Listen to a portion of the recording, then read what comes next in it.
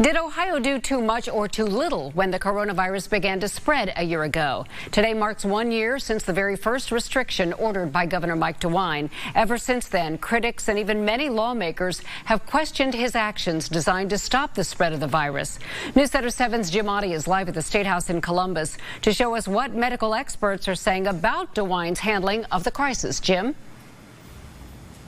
Yeah, for some of us, it's hard to believe it's already been a year dealing with this virus. So I've been talking with medical experts from around the Miami Valley about, okay, how did the governor do in this? Was it too much, too little, somewhere in between? They're telling us, those experts telling us, they think the governor did the right thing. We're all concerned about the spread of the coronavirus. This is how it all started. The very first restriction from Governor Mike DeWine banning spectators at the Arnold Sports Festival in Columbus. Later, restrictions like the shutdown of most businesses for a while brought protest and legal challenges. Months after that, the statewide mask mandate came along with the nightly curfew. How do medical experts view the governor's performance? 1 year ago, from a public health standpoint, there were so many uncertainties.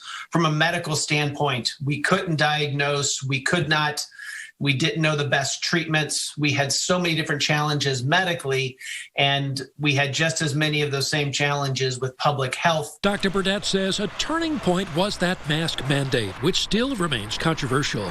DeWine took a lot of heat for it, but he stuck with it and took the virus seriously. I do think the governor has done a very good job. Another expert, Professor Mariana Orlovsky, says DeWine was uniquely qualified to take on this crisis, given his experience in government. I think this is where we benefited from having a seasoned politician that, Governor DeWine and the lieutenant governor as well have held a variety of roles in state government. And so I think that allowed them to see the broad perspective of the impact of a pandemic. She credits DeWine with following the science.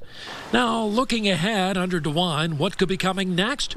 The health professionals are expecting more masking to be with us for a while, and restrictions will be lifted over time as more of us get the vaccine. I do think we'll be wearing masks and asking people to really consider large gatherings and distancing for at least, the remainder of this year. So while the medical and public health professionals here are backing the governor on all of this, the jury is really still out when it comes to the political impact of all of his decisions, what it means for his next election.